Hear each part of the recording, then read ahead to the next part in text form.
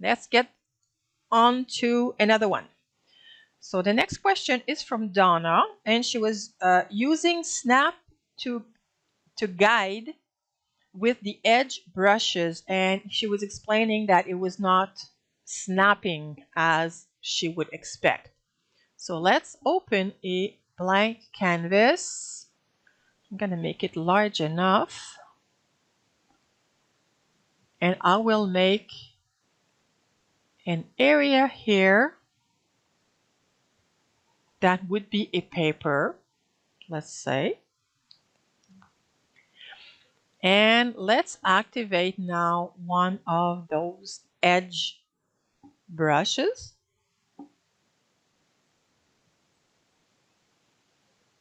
Takes a while to load my brushes.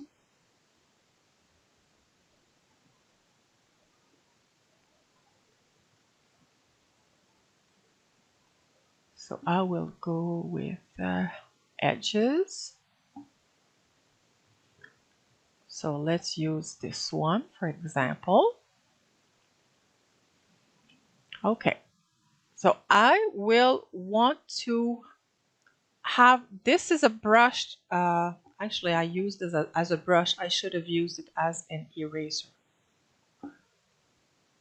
because they are meant to be cut out. You can definitely use them with the brush, but with the eraser, I find that the effect is more important. Okay, so you want to get to the edge. I'll just pull a guide. I guess I might as well, yeah, get a guide. Pull the guide here. Unfortunately, it does not snap based on the edge of the brush. It will snap based on the cursor. So if you can see, my cursor has a brush like the eraser of a pencil. That is the part that will snap. So that way my guide should be lower. And you can see that even if I try to line it close here, you see how it went down because it tried to align with the bottom of the eraser. So if I go on the other side,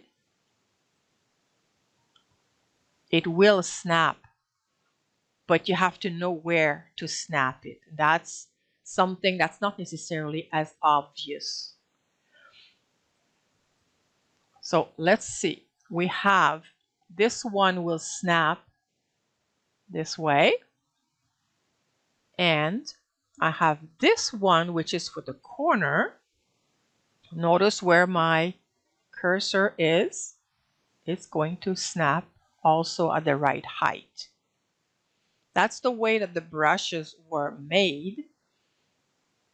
And it's supposed to be helpful.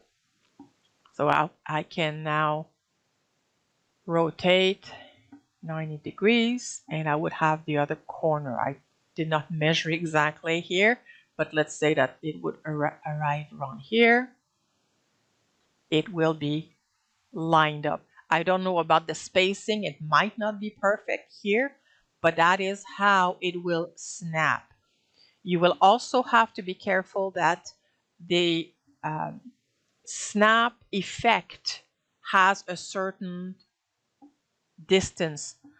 So if you double click on the ruler here, you have here the snap influence, whether it's the grid or the guide, snap influence. So if you have a higher value, that means that if it's within 50 pixels, it will come and snap it to the guide. If you don't want to have it pulled like that so closely, you can keep it default, or depending on the kind of project you are doing, maybe you want to snap only if it's within 10 pixels, and you can change that. So this is another setting that we don't usually use, but occasionally it might be something useful. So I hope this answers the question for Donna.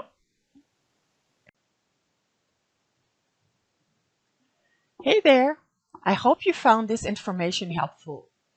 If you're curious to dive deeper and explore more about PaintShop Pro, we've got a wealth of resources waiting for you in our membership area. There, you'll find in-depth classes, workshops, Q&A sessions, and much more to help you enhance your PaintShop Pro and digital scrapbooking skills. Feel free to check it out. The link is in the video description below. Thanks for watching and see you in the campus!